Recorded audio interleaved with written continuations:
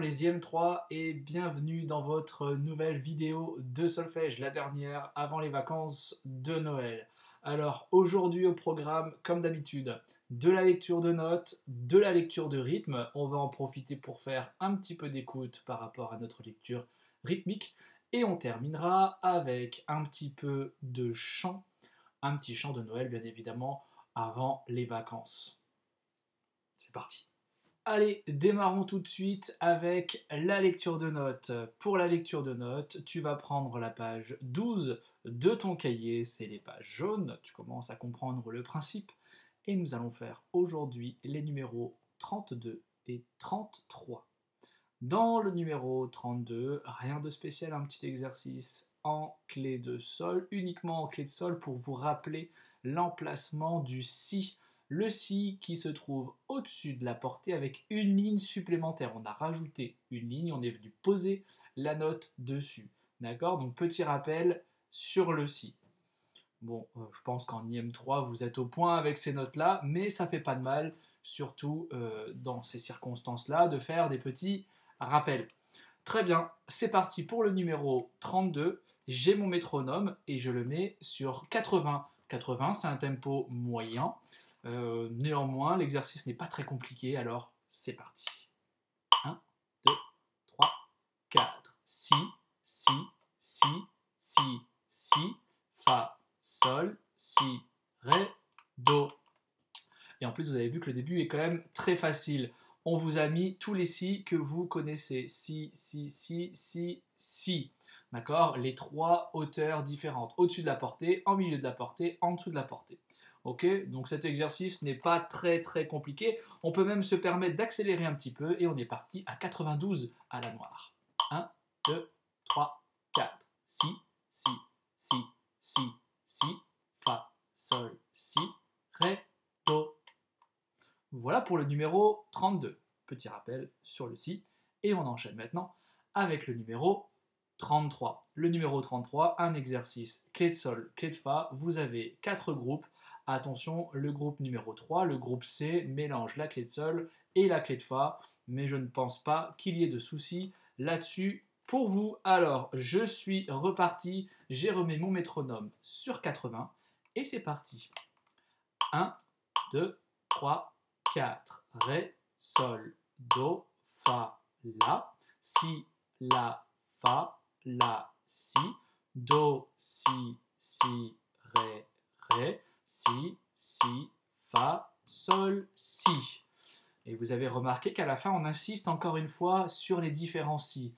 À la dernière, dans le dernier groupe, groupe D, si, si, le si du bas, le si au milieu, et on termine avec le si du haut. D'accord? Allez, on se fait plaisir, on le fait en marche arrière. Et 1, 2, 3, 4. Si, sol, fa, si, si, ré, ré, si, si, do, si, la, si, la, fa, do, sol, ré. Ok.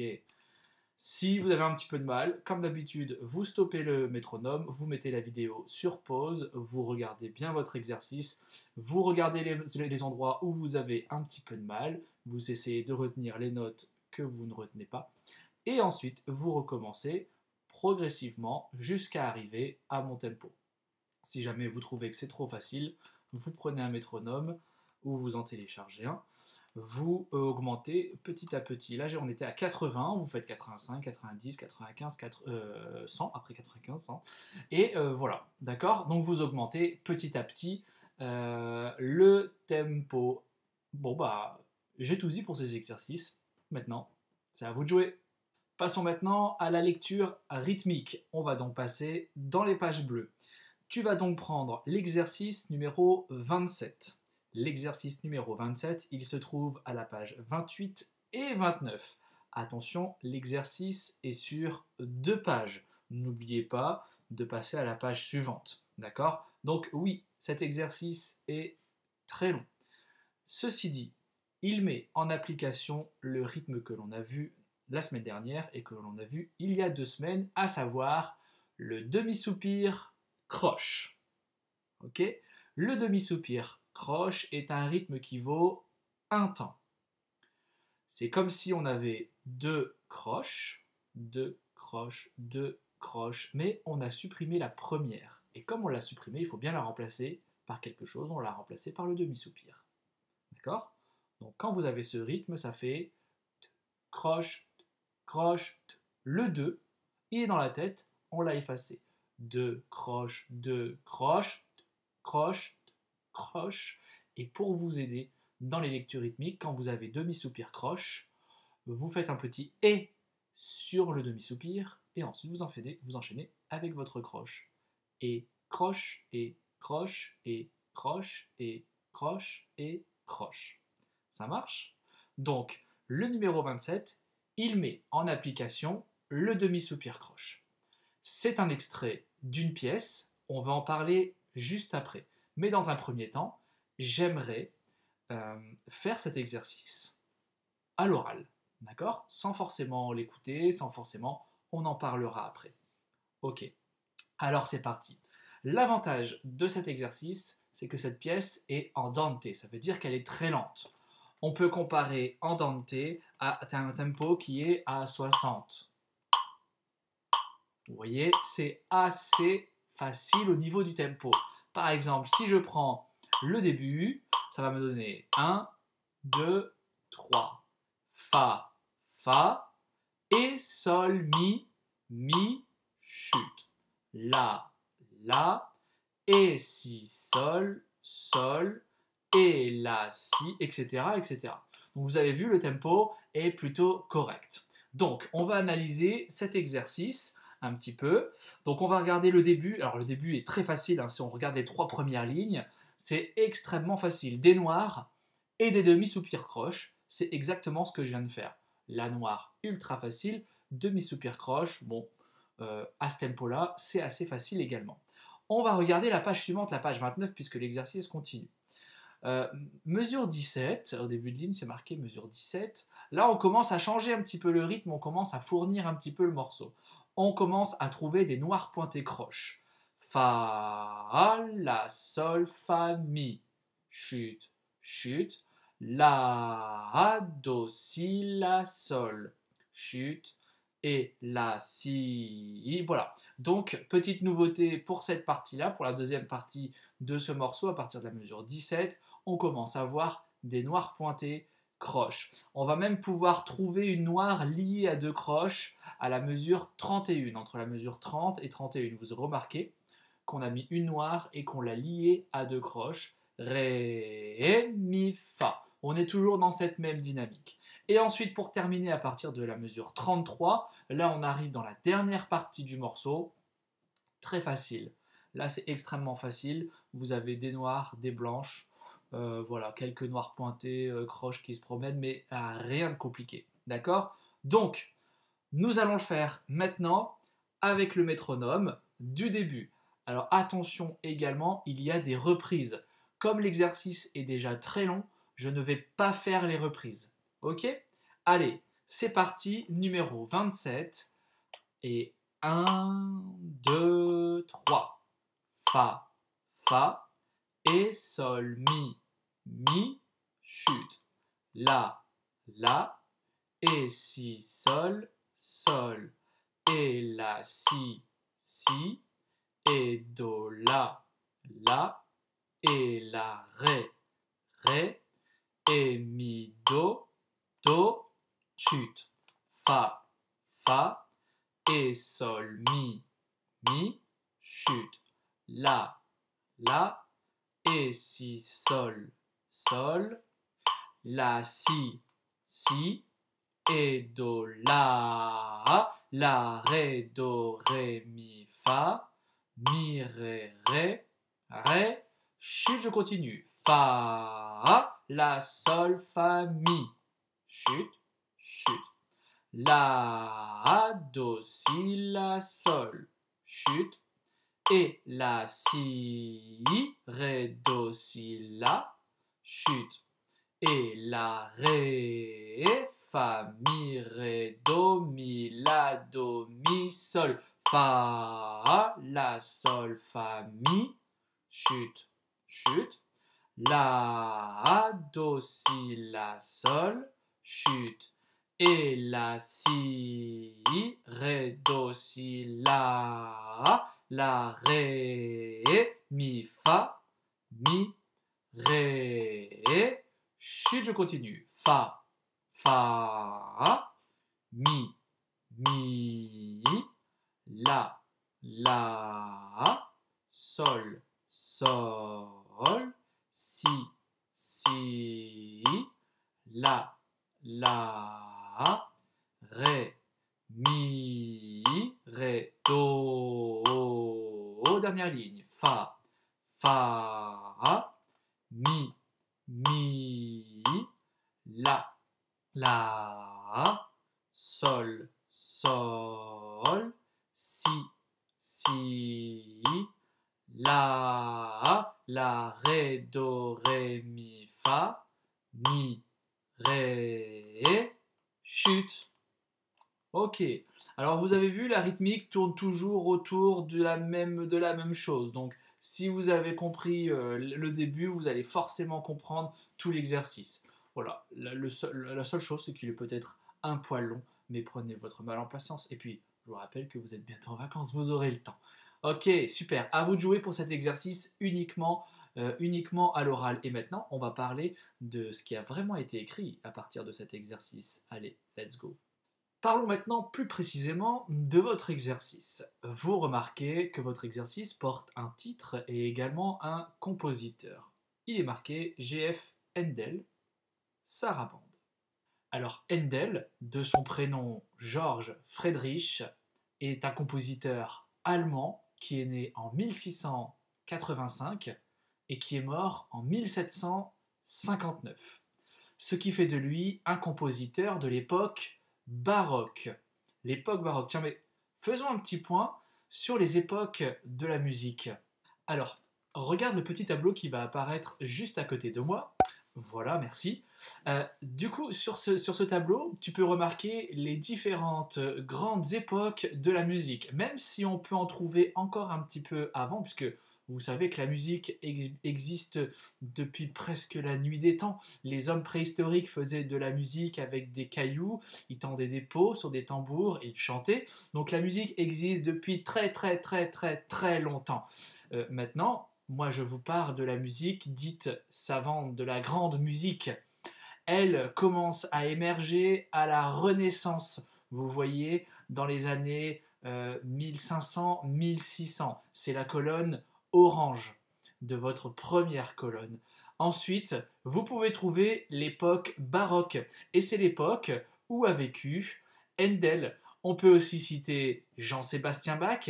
On peut aussi citer Lully. On peut citer Vivaldi. Il y en a beaucoup. Et l'époque baroque, c'est l'époque où on commence à avoir la grande musique, l'émergence de la musique qui commence à arriver. Après l'époque baroque, il y a l'époque classique. Alors l'époque classique, le grand compositeur de l'époque classique, bien évidemment, c'est Mozart. Mozart, musique classique, compositeur classique. D'accord? Donc l'époque classique, c'est 1750 vers 1800, c'est à la fourchette, c'est à peu près. D'accord? Ensuite, entre 1800 et 1900, on est rentré dans une époque romantique. On est dans une continuité, mais la musique classique a explosé, elle a évolué considérablement avec des compositeurs comme Beethoven, comme Chopin, comme Franz Liszt. Voilà, il y en a énormément et ça correspond à l'époque rouge, à la colonne rouge qu'il y a sur votre tableau.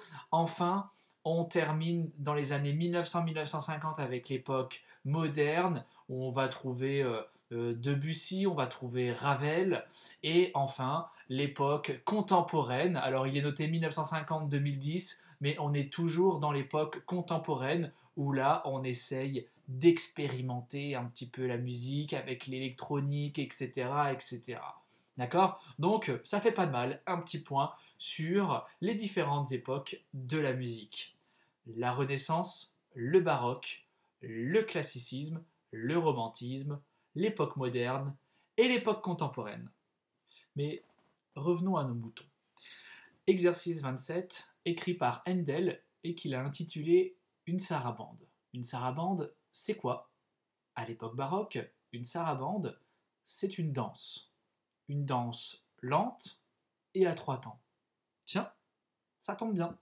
Notre numéro 27 est andante, ça veut dire que c'est un tempo lent, et il est également à 3 temps. Tout va bien.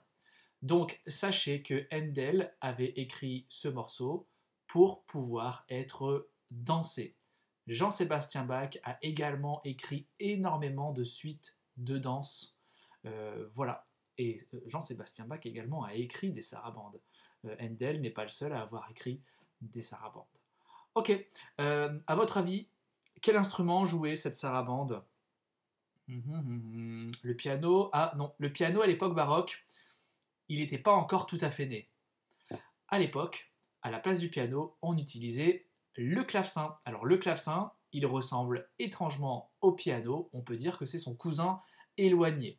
Sauf que le clavecin, au lieu d'avoir des cordes frappées, comme sur le piano, je vous rappelle que sur un piano, les cordes sont tendues et le marteau vient taper la corde. Sur le clavecin, c'est un petit peu différent. La corde est tendue et la corde vient être pincée. Le clavecin est un instrument à cordes pincées. Seul problème, c'est que quand on appuie sur la touche, clac, la corde est pincée, le son est activé et dès qu'on relâche la touche, il n'y a plus de son. Donc ça posait problème. Il n'y a pas de pédale sur un clavecin. On ne peut pas faire durer la note comme sur un piano. D'accord? C'est pour ça que quand vous écoutez un morceau qui est joué au clavecin, il y a souvent des grands accords, des grands arpèges, de grandes fioritures, des trilles, des tremblements. Il y en a, on essaye d'en mettre un petit peu partout, justement, parce que la note était très sèche. On ne pouvait pas faire durer les notes. Okay? Et vous allez pouvoir remarquer que dans la sarabande que vous allez entendre, celle de Handel, il y a beaucoup de fioritures, il y a beaucoup de choses qui gravitent autour de vos notes. Ok? Bon, je pense que vous avez toutes les infos. Maintenant, je vais vous le faire écouter et je vais vous rafficher la partition pour pouvoir suivre en même temps où se situe votre exercice. C'est parti!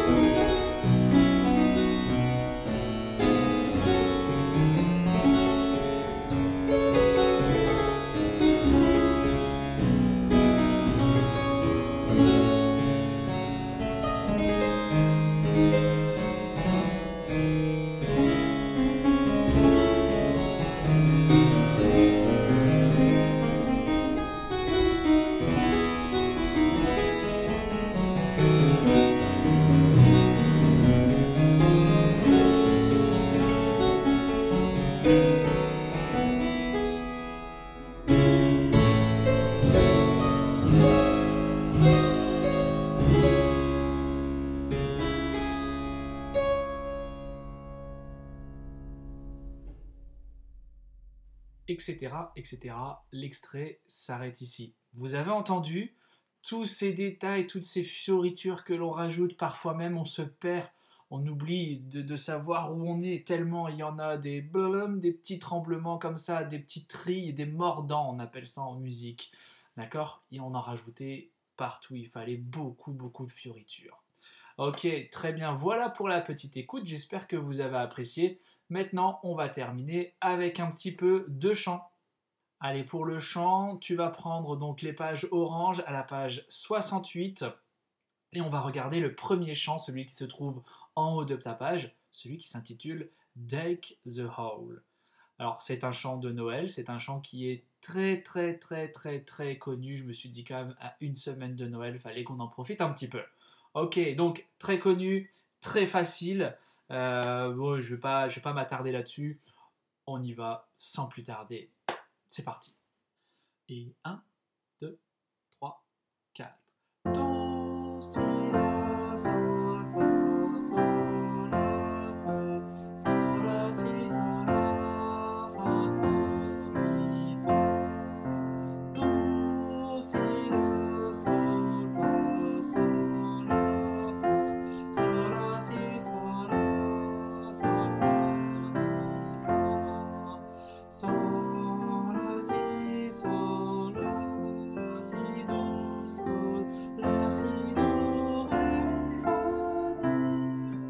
mi, do, si, la, sol, fa, sol, la, fa, ré, do, si, la, sol, fa. Je vous avais dit que c'était connu, hein. Ok, allez, vous le refaites plusieurs fois et ensuite, ça sera bon pour moi et ça sera bon pour aujourd'hui. On arrive déjà à la fin de cette vidéo. Oui, évidemment, je vous entends, j'entends votre désespoir, mais c'est comme ça. Du coup, vous avez un bon petit programme pour les vacances. Pensez à vous reposer quand même, hein. Les vacances c'est fait pour se reposer, mais voilà, n'oubliez pas que vous avez un petit cahier de solfège dans votre sac qui n'attend que vous. Ok? Donc, vous avez de la lecture de notes, vous avez de la lecture de rythme, on a fait une bonne séance d'écoute aujourd'hui, vous avez du chant, programme complet pour ces vacances, je compte sur vous. Je vous souhaite bon courage, je vous souhaite de bonnes vacances, je vous souhaite quand même de joyeuses fêtes malgré la situation actuelle et je vous dis donc à l'année prochaine, rendez-vous en 2021. Allez, au revoir.